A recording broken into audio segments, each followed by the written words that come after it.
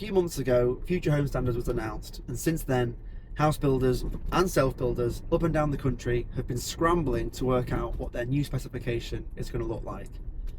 Now, obviously, it sets out certain fabric standards, but on the energy and heat delivery side, solar PV, 40% of the footprint, which is very difficult practically in many applications, so we'll see what happens there. Heat pumps for heating and hot water, whether they're air source or ground source, and of course suitable heat emitters that will deliver comfort at low flow temperatures and not compromise practicality, space, overall efficiency, resident safety and well-being. So today I'm on my way to go and see Strata Homes, which is a brand new Future Home Standard specification house. I'm going to talk through the specification itself, the products that we use, the manufacturers that we used, and why. We can go over the technicalities of the system and why Strata think that this is going to be the specification of the future. And hopefully, I'm led to believe that today is the day the homeowner will be moving in. Hopefully we'll have the opportunity to talk the homeowner through the system and get their feedback on it as well. Fingers crossed. I'm at the exemplar plot now, which you can tell is the only exemplar plot because it's the one with the additional solar on the roof. It's always a challenge if you've got a house type with dormers to get that 40% that Future Home Standards wants. And obviously this is an example of that challenge. There's also solar on the back, so I will get the drone up, I think, and take some shots up there. But let's have a look at the specification first. So we've seen the solar on the roof. The solar then comes down to this battery management system, essentially. So close the gate behind me. So the system that's being used is a Haya system, and this is all-in-one externally mounted battery storage. So you've got two battery banks, the inverter, the battery management system, essentially all in one tower. I guess it kind of looks like a very shallow sort of fridge, but it's nice and compact, and obviously it means that for house types without garages, you've got this as an option. That battery management system obviously can power the heat pump. The heat pump supplies all the hot water and heating to the inside of the property. Coming into the property here, slip my shoes off. Good boy. I'll start on the top floor and we'll work our way down. There's the top floor, well, the ground floor is the hardest to heat, so we're upstairs. So this is a three-story house. There's like a little lobby area here on the steps on the way up. I guess you could kind of cram a home office in there, is the idea. This is an example of a very space critical area, and if you had a radiator underneath that window, you'd then compromise the ability to put, you know, a small desk or a working area in here. But we'll start at the top, which is the master bed, and this is the big room, the open plan room with the dormer and the ensuite. And normally you'd have a big radiator in that position there in the bay, and what we have here is the Deco BM3. So this is the 3-pipe system all the way around. There's a TRV unit at the end there, so the TRV and lock shield. Why am I out of breath? God, pathetic. So maximizing usable living space is essential. You know, you can see a TV point here.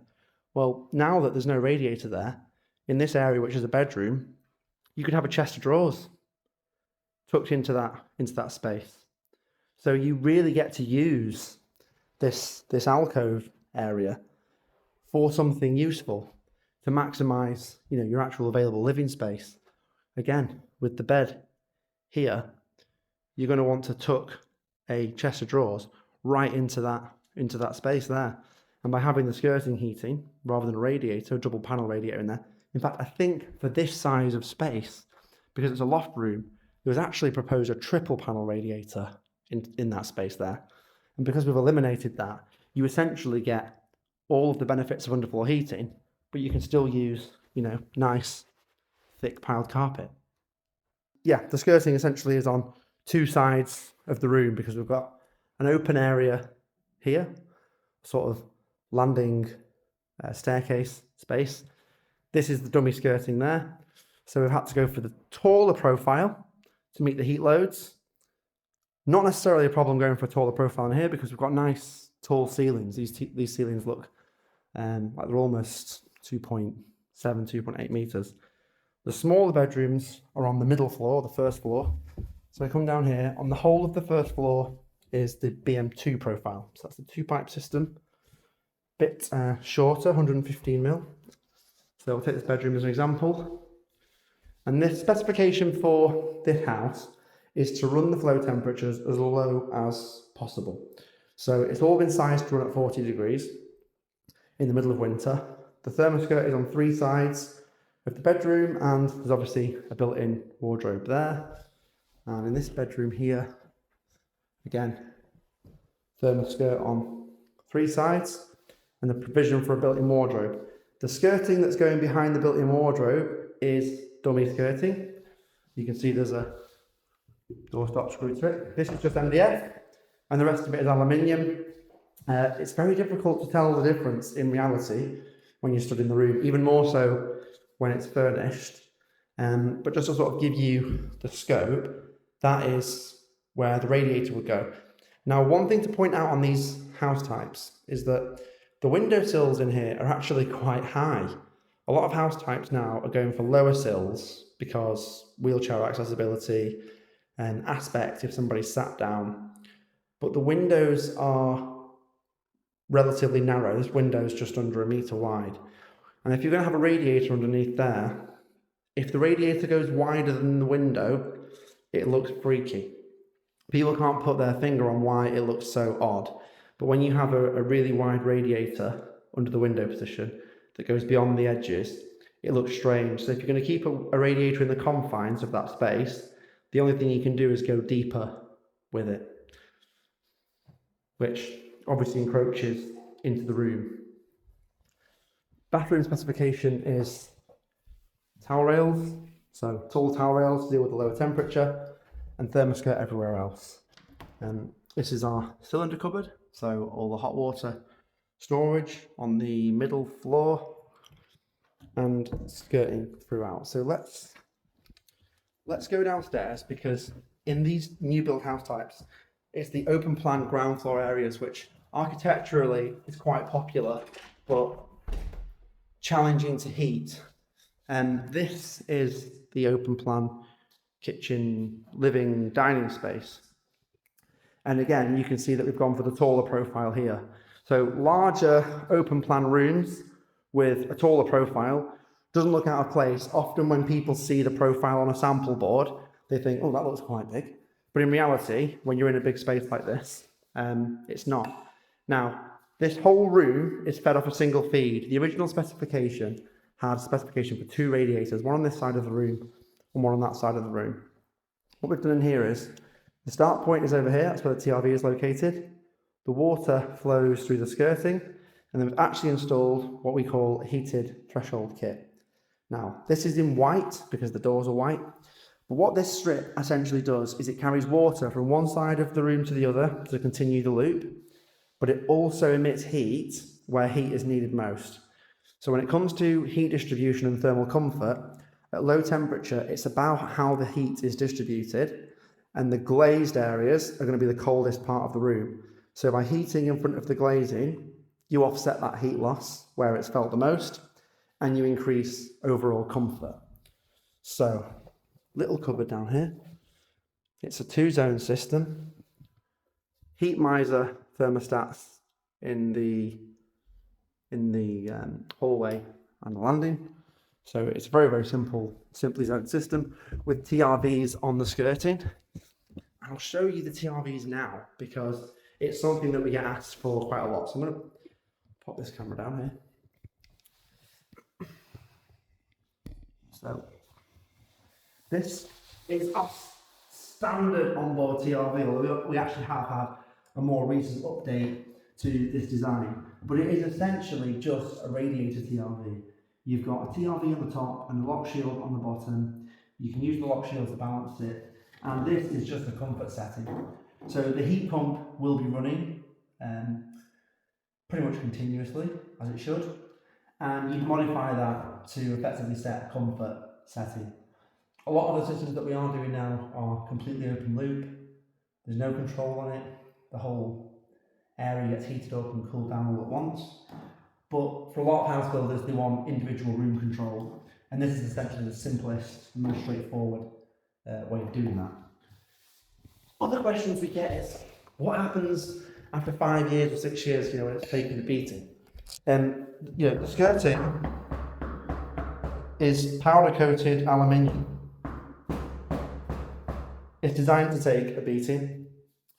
No hoover is going to do any damage to that. It's a powder coated finish, which means you get this really nice, consistent paint finish all the way along. And you can say that a room like this, 3 pieces of skirting, is going to take you about half an hour to install. So typically you would do this whole house in a day or two, once all the feeds are in the correct position. So, to summarise, solar in the Future Home Standard needs to be 40% of the footprint of the building. A real challenge on house types like this because of the dormers. You can see that there's some solar on the older parts of the site, not meeting the 40% demand, but this one is pretty close, I believe. Battery storage into the heat pump, so maximising energy performance, and then delivering the heat through a radiant heating method, which essentially means you aren't heating up the air for it to all go straight out the moment somebody opens the door. And of course, you get this big spacious environment. So a lot of the house types we're looking at are underfloor heating downstairs and ThermaSkirt up. The reason that this one has done ThermaSkirt throughout is because it's going to be aimed at the affordable and social market as well. And a lot of registered providers and registered landlords don't want underfloor heating because of maintenance concerns or whatever else. In our experience, if underfloor heating is installed correctly, it's absolutely fine. But we understand why landlords don't necessarily want the sort of headache and stress of that.